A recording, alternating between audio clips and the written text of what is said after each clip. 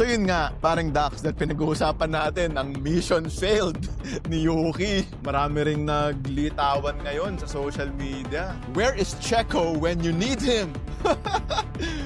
Where's Checo when you Diba? need him the most? Where is the Mexican Minister of Defense?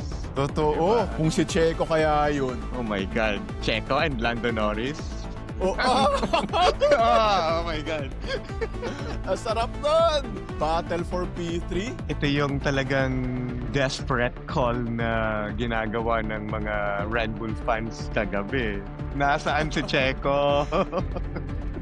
Saan ka, Checo? Oh my Nung kailangan God. ka namin. Kasi grabe yung ginawa niya sa Abu Dhabi noong 2021 eh. Ang ginawa kasi ni Checo, since na may dalawang DRS zones doon, nung unang chance ni Hamilton to overtake, hinayaan niya to save his battery, di ba? Hindi siya nag-push. Hinayaan lang niya si Hamilton na makapag-overtake. So, ang akala ng mga commentators, okay, it was an easy overtake for Hamilton. Yun nga eh. Pero ang hindi alam ng mga commentators na yon is may utak si Checo. Alam niyo kung ano yung exactly kung ano yung ginagawa niya. So pagdating dun sa pangalawang DRS, mas full yung battery niya. Tsaka may DRS pa siya. So talagang inungusan niya ulit si Lewis Hamilton. At doon na sila nagpalitan ng position for several Oo. turns. Ang ganda ng palitan nila eh.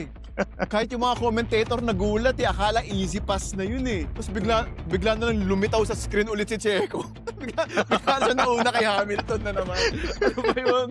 Woo! Ay, yun ang racing. Talaga. And then the way Checo defended yung position na yun, talagang tama. He was not weaving. He gave Hamilton the space na para makapag-overtake din sa Hamilton. Kasi alam na Checo, he has no chance of fighting kapag may DRS yung kotse na nasa likod mo. Your only chance is to wait for that next DRS zone, gamitin mo yung extra battery power mo na makapag-overtake din. Tsaka yung maneuvering ni Checo sa corners nung Abu Dhabi, nung gitgitan nila ni Hamilton. Very excited yung mga fans. Although na-miss nila sa Abu Dhabi kagabi si Checo, you have to be excited. He will be back soon, boy! He will be back. May reaction nga si Checo dun sa isang meme eh. Ano sabi? Yung kay Thanos ba yun? Parang we treated you so badly na parang ganun. Ni-repost ni Checo yung meme na yun. Tapos yun, may tawa lang. Yeah, you did. Sabi niya siguro. Kung nandito si Checo 2025 season, I'm sure Oo, tutulungan eh. niya ulit si Max Verstappen to secure that World Drivers' Championship. Yun ang maganda kay Checo. Very good teammate. Very skilled driver. He knows his role. Maaasahan talaga. Tsaka yung gitgitan, yung overtaken exchange nila ni Hamilton nung 2021. Isa rin yun sa nagpaganda talaga nung karera as a whole eh. 'Di ba? Hindi lang yung last lap battle eh. Hindi lang yung plot twist sa huli. Yung pa lang ang ganda na eh. So masterpiece talaga yung karerang yun. Talagang one for the ages. Absolute animal. Sa tingin ko talaga, kailangan ng si Santin tong si Lolo Thunders Helmut Marko eh. Ano ba ang posisyon nun?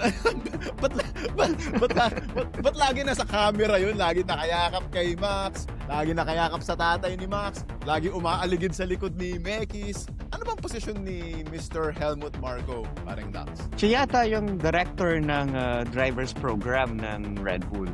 Malaki yung kanyang role to decide kung sino talaga yung magiging driver's lineup ng Red Bull. Both Red Bull Racing yung Racing Bulls. Kung may mga decision sa mga driver's lineup sa Red Bull, asahan mo na malaki yung role ni Helmut Marko sa mga final decisions na yun. Kaya talaga lagi siyang nandun. Lahat ng eksena ng Red Bull, makikita mo siya. Sa garahe siya, nasa podium celebration, naghihintay sa baba, unang-unang umaapir sa mga driver ng Red Bull. Kaya pala. Oo, nung nakita ko yun dito sa Singapore, palakad-lakad, parang gusto kong bigyan ng lechon. Joke lang.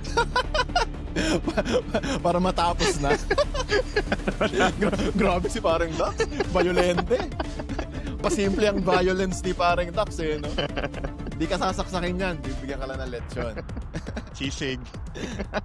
Kain, pre. Lea, kain. Mga ilang taon na ba yun? Ang tanda rin ng itsura eh, no? 80 plus na yata yun. Wow. Nasa garahe pa din. Kausap yung mga drivers, yung mga team principal. my. Driver ba dati yun? Karerista rin ba dati yun? He used to drive, pero nagka-aksidente yata. That's why. Yung isang mata nun, fake na lang yun. Bulag yun ng isang mata. Okay. So yung kung makikita mo pala. na banlag siya, Oo, medyo, yung isang diba? mata nun, fake.